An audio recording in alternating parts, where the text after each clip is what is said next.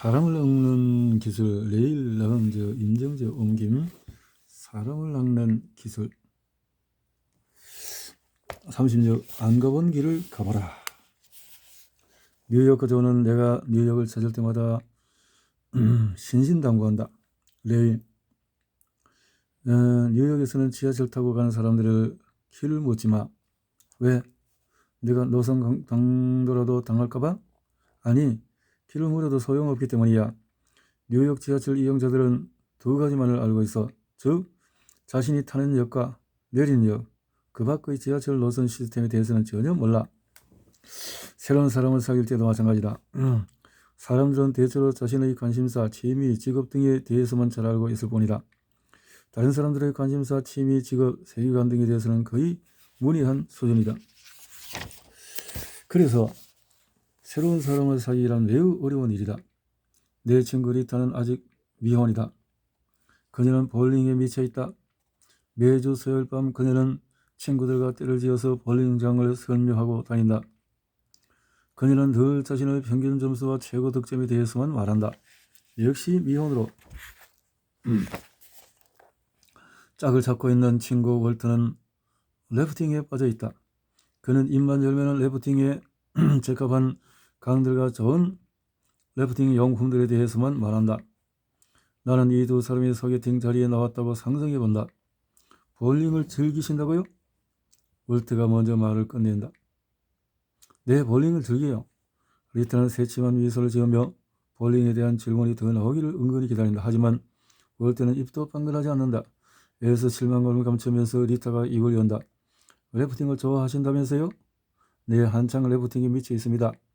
월트는 자랑스러운 듯 미소를 짓고 좀 더 구체적인 질문을 해주기를 기다린다. 하지만 리타는 고작 다음과 같이 묻는다. 그러시군요. 근데 좀 위험하지 않아요? 아니요, 위험하지 않습니다. 두 사람의 대화는 여기서 끝이 난다. 소개팅을 한 번이라도 해본 사람은 안다. 대화의 물꼬가 잘 트여 서로 시간 가는 줄 모르고 이야기꽃을 피우게 되면 상대의 외모가 좀 딸리더라도 그에 대해서 너그러워진다.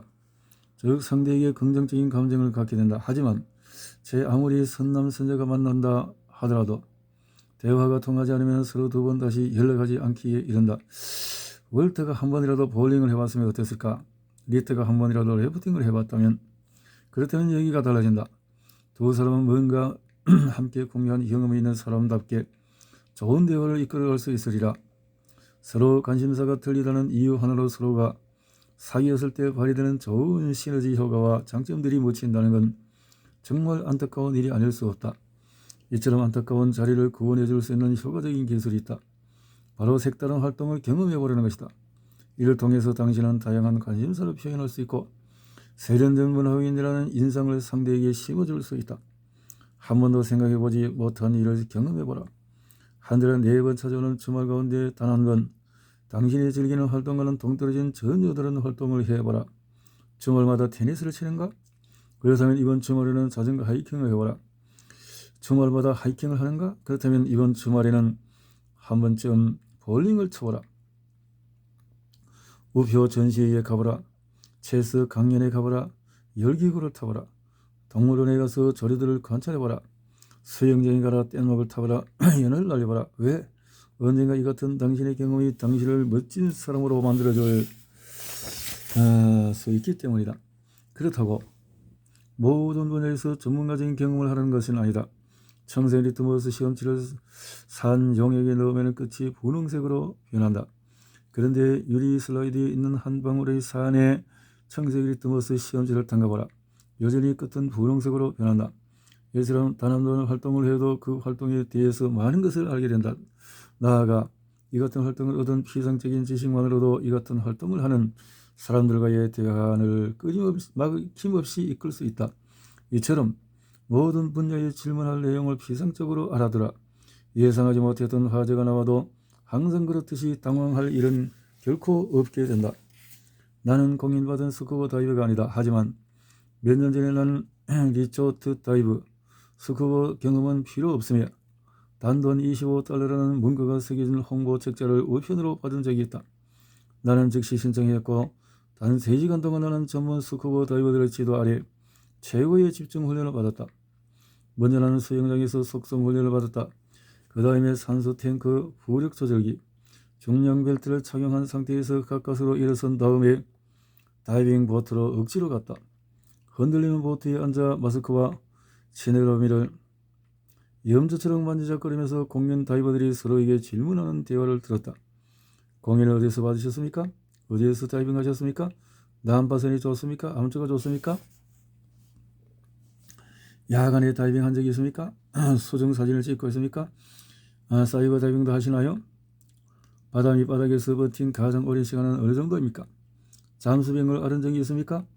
공연 다이빙, 난파선, 암초, 야간 다이빙, 수중, 사이버, 바다 밑바닥에서 가장 오랜 시간, 잠수병 등은 스쿠버 다이버들이 즐겨 쓰는 단어다.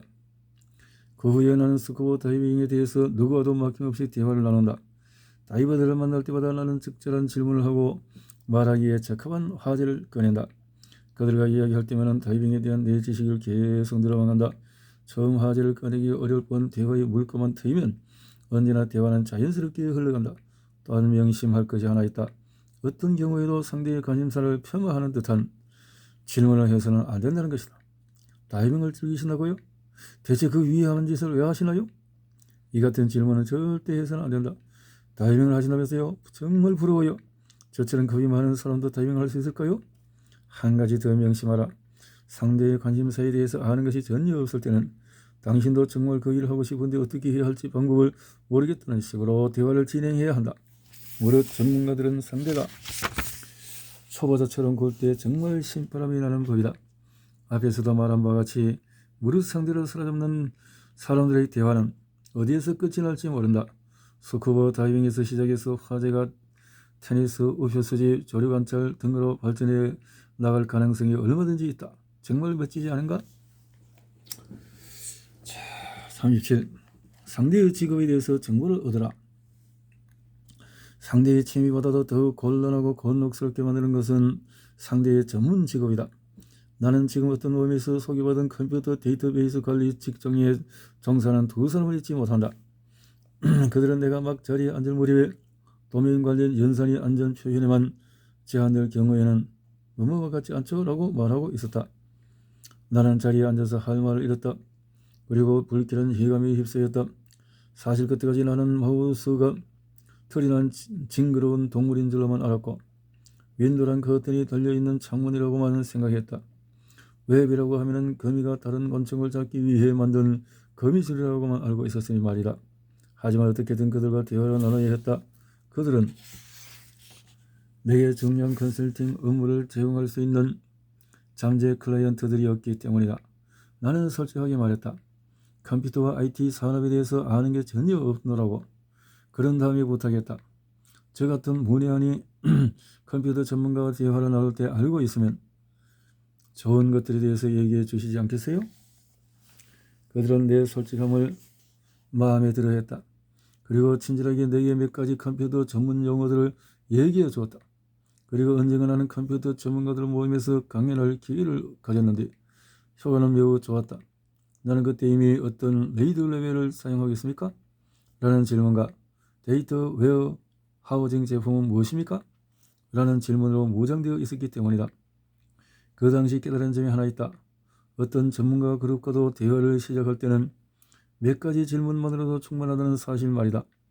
일단 당신은 질문을 통해서 답변을 귀담아 듣고 잠시나마 그들이 종사하는 분야에 대한 기초적인 대화를 자연스럽게 풀어간다. 그런 다음에는 재빨리 화제를 돌려라. 당신이 그들이 상상하는 것보다 훨씬 그 분야에서 아는 것이 많은 것처럼 보이려면 말이다. 모든 성공은 대화의 물꼬를 트는 질문에 달려있다는 점을 명심하라. 테니스 선수는 상대의 서브를 몇 번만 받아도 곧바로 상대의 실력을 파악한다. 상대의 서브가 생각보다 강하면 손에 땀이 흐르는 경기가 될 것 같다고 생각한다. 반면에 서브가 생각보다 약하면 지루하고 재미없는 경기가 될 것이라고 예측을 한다. 사람들과도 대화도 이와 별반 다르지 않다. 상대는 대화의 물꼬를 트기 위해서 당신이 던질 몇몇 질문만으로도 당신과 대화를 나누는 것이 흥미로울지 지루할지 곧바로 파악한다. 언젠가 어떤 사람에게 내가 책을 출간한 적이 있다고 말했었다. 그때 그는 감탄하듯이 물었다. 글을 쓰시는 작가분이시군요. 시대를 관통하는 대작 소설이 곧 나오겠죠? 그는 내가 책을 출간했다고 하자 소설가인 줄 착각했다. 아니, 많은 사람들은 글을 쓰는 사람을 곧 소설가라고 생각한다. 이런 질문은 대화의 물꼬를 제대로 틀 수 없게 만든다. 어떤 사람이 글을 쓴다거나 책을 냈다고 하면 다음과 같이 질문해야 한다. 글을 쓰시는군요. 소설을 쓰시나요? 아니면 비소설? 그러면 대화의 물꼬가 자연스럽게 풀려나간다. 적어도 그는 글을 쓰는 사람이라고 해서 모두 소설가는 아니라는 사실점은 알고 있는 사람이기 때문이다. 당신도 어떤 전문적인 직업을 가진 사람과 대화를 할 때 그 점은 알고 있어야 한다. 그러면 글쓰기에 대한 대화가 설령 끊기고 다른 화제로 넘어간다 해도 여전히 당신은 지적인 사람으로 비친다. 모든 직업, 모든 스포츠, 모든 관심사에는 저마다 같은 분야에서 활동하는 사람들만이 물어보는 문외한들이 전혀 모르는 질문이 있다. 우주 비행사들은 만나기 무섭게 지금까지 어떤 임무를 맡고 있었습니까? 라고 물어본다. 우주선에서는 어떻게 용변을 처리합니까? 라고 절대 묻지 않는다. 치과 의사들끼리 일반 치과이십니까? 전문 치과이십니까? 라고 묻는다. 그들은 최근에 통렬한 농담을 들은 적이 있습니까? 라는 질문은 절대 하지 않는다. 좋은 소식은 전문적인 표현이라도 초보적인 수준에서는 손쉽게 사용할 수 있다는 것이다. 따라서 현학적인 전문 용어를 굳이 섞지하지 않아도 된다. 몇 가지 대화의 물꼬를 트는 질문을 하면은 당신은 상대가 종사하고 있는 분야에 어느 정도 지식을 갖춘 사람처럼 보인다. 그 다음이 흥미롭고 중요하다. 사실은 당신이 상대가 종사하고 있는 분야를 전혀 모른다고 말하면 상대는 당신에게 더욱 강렬한 인상을 받는다. 그는 내심 감탄한다. 이 사람은 정말 겸손하기까지 하구나. 당신이 만약에 어떤 미술 전시회에 초청을 받았다고 해보자. 당신은 미술에 대해서 정말 문외한이지만은 사업은 가지 않을 수 없다. 그러면 당신의 명함첩에 화가 친구의 명함이 있는지 살펴보라. 화가 친구가 한 명이 있다. 다행이다. 친구 셀리가 미술대학 출신이다. 당신은 그녀에게 전화를 걸어서 부탁한다. 셀리, 말하기 좀 그렇지만은 상당수에 이르는 화가들과 대화를 해야 하는 미술 전시에 초대를 받았어. 화가들에게 물어볼 뛰어난 질문만 몇 가지 가르쳐줘.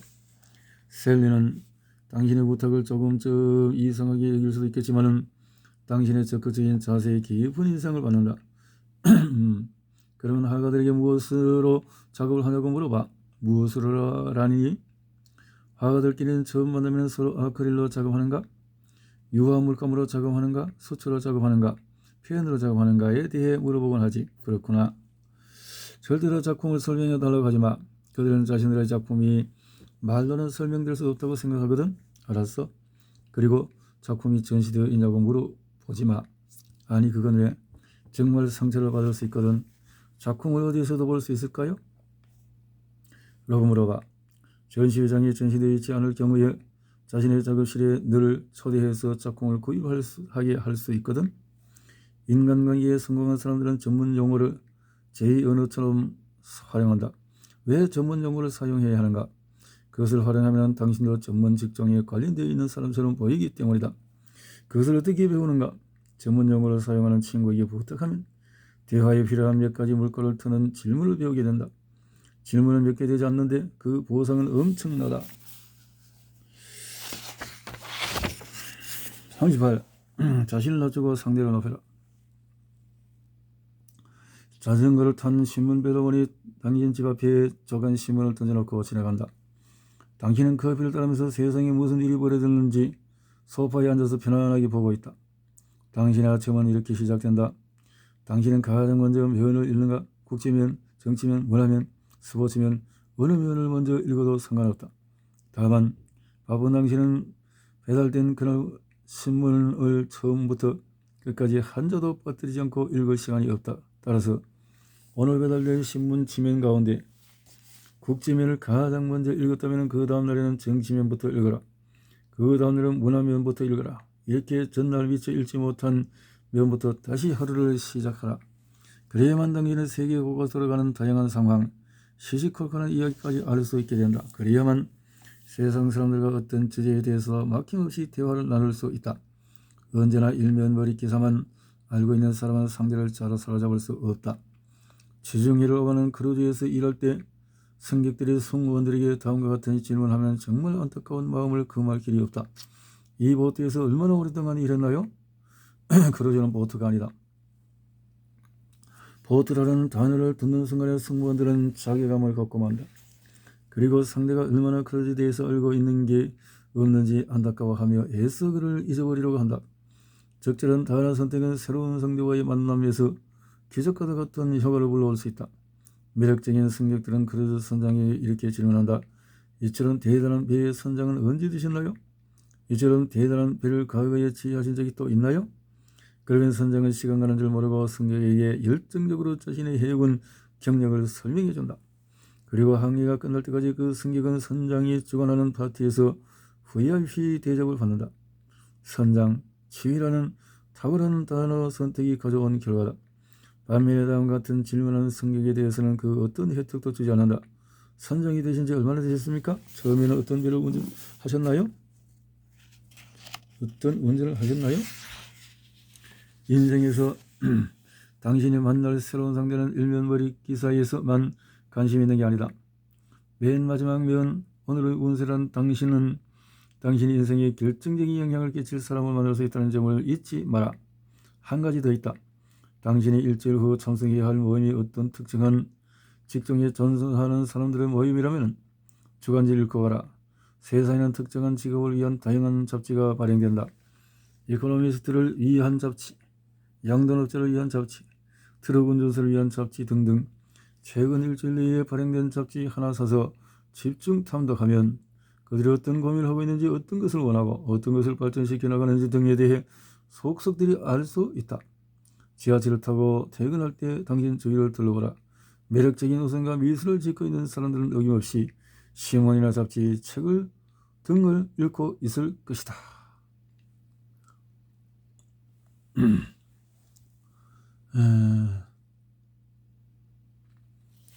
39. 상대가 내게 영향력을 행사했다고 느끼게 하라. 미국 전역을 돌아다니며 다소 엉뚱한 주제인 부자와 결혼하는 법이라는 세미나를 열고 있는 진이라는 친구가 있다. 언젠가 지역방송 TV 에디터가 그녀를 인터뷰하면서 짓궂은 퀴즈를 하나 내었다. 선생님은 정말 부자인 사람과 부자인 척하는 사람을 구별할 수 있나요? 물론이죠. 그렇다면 이 식당 안에 있는 사람들 가운데 누가 정말 부자인지 한번 맞춰보세요. 지인은 식당 안을 둘러보았다. 모두 4사람이 있었다.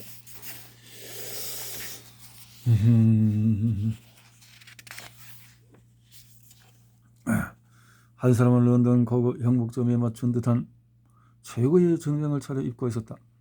한 사람은 프랑스 고급 셔츠점에서 맞춘 듯한 핸드메이드 와이셔츠 차림이었다. 그리고 세상에서 가장 인기가 높은 아일레이 싱글 몰트 스카치를 마시고 있는 사람이 있었다. 마지막 사람은 구석 한 켠에서 찢어진 청바지를 입고 있었다. 지인은 한치의 망설임도 없이 찢어진 청바지를 입고 있는 사람이 부자라고 말했다. 리포터는 깜짝 놀랐다. 지인이가 정답을 맞췄기 때문이다. 선생님은 어떻게 그걸 알고 있었죠?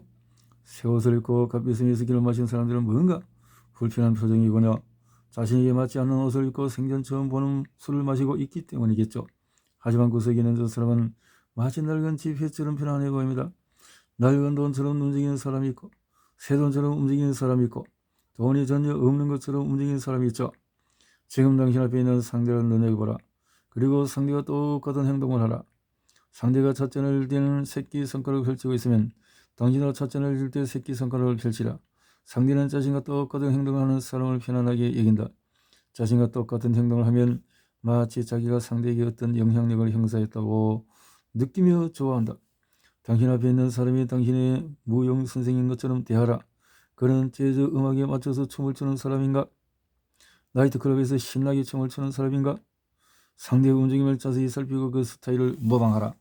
그러면 상대는 당신에게 묘한 동질감을 느끼며 긴장을 푼다. 당신이 마케터라면 당신은 고객의 스타일을 모방하는 데 그쳐서는 안 된다. 당신이 팔고자 하는 제품과도 당신은 어울리는 격식을 갖춰야 한다.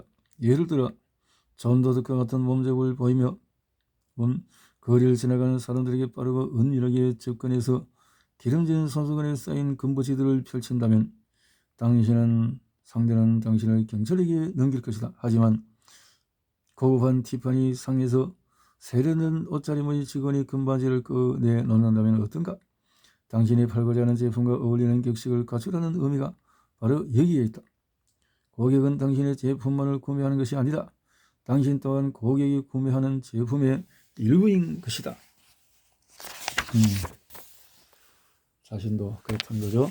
40. 상대가 즐겨 쓰는 표현에 귀를 기울이라. 처음 만난 사람인데도 어쩐지 느낌이 잘 통하고 오래된 친구처럼 여겨질 때가 있다. 이는 사랑에 빠질 때 느끼는 감정과 매우 비슷하다. 어린 시절에 우리는 친구를 쉽게 사귀었다.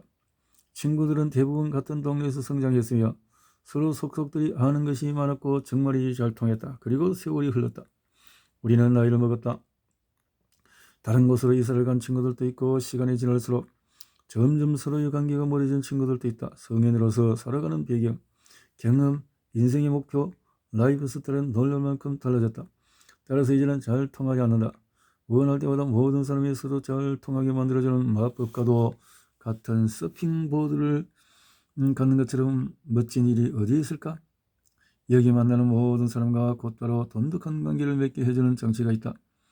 절벽에 서서 계곡을 향해서 야호라고 소리치면은 조금 후에 야호라는 소리가 되돌아온다.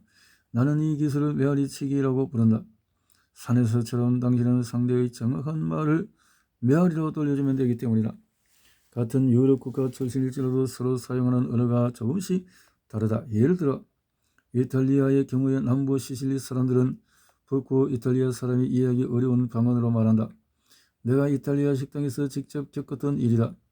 한 손님이 웨이터가 프리울라노 방언을 말하는 북동부의 도시인 우디네 출신이라는 사실을 알았다. 그 사람은 벌떡 일어나 마치 오랫동안 잃어버린 동생을 만난 듯이 웨이터를 끼어안았다. 두 사람은 대화에 열을 올렸고 다른 웨이터들은 어깨를 으쓱할 뿐이었다. 미국에도 방언이 있다. 사실 우리는 지역, 직업, 관심, 교육에 따라서 엄청나게 많은 말을 사용하고 있다. 미국 전역을 여행할 때였다. 나는 고속도로 휴게소에서 코카콜라나 세븐업이 있는지 물었다. 내가 어느 정도 설명하고 나서야 비로소 웨이트리스는 내가 말하는 것이 자신이 말하는 팝이라는 사실을 알았다.